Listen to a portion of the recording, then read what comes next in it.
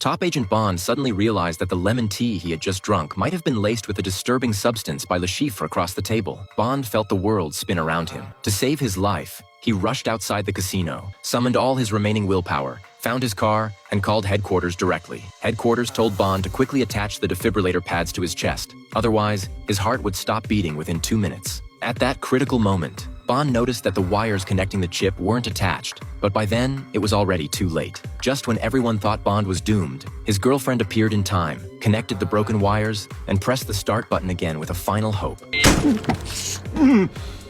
Although Bond was lucky enough to survive, he had to immediately return to the poker table and win all of Le Chiffre's chips to uncover his hidden secret. With the announcement from the organizers, the poker game reached a fever pitch. The cards on the table were 4, 6, 8, plus 2 aces. Other players at the table saw this and bet everything they had. Le Chiffre was no exception. Bond was startled by Le Chiffre's move, but with no way to retreat, he had no choice but to face the challenge head-on. Le Chiffre looked again at the table cards, then at his 6 and ace. Confident that victory was in his grasp, the room fell completely silent. The tension so thick it was almost suffocating. Soon, a Japanese player revealed his hand first, followed by another confident player. Le Chiffre sneered, then revealed his own cards. A hand that any gambler would remember for a lifetime, leaving him brimming with confidence. Bond held his breath and flipped his own cards. The room erupted in thunderous applause. Bond's hand, combined with the table cards, formed a once-in-a-century straight flush. Yet Le Chiffre, witnessing this, did not show anger but quietly left the scene. Bond realized the opportunity had arrived, quickly grabbed his girlfriend and weapons,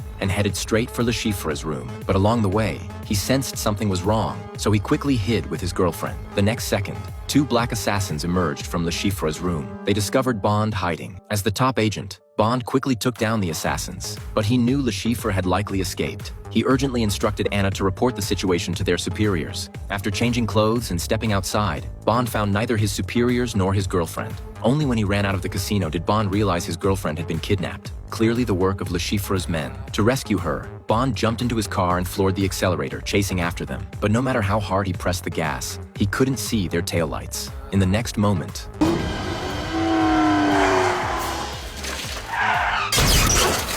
although Bond reacted quickly enough to avoid hitting his girlfriend, the violent impact knocked him unconscious.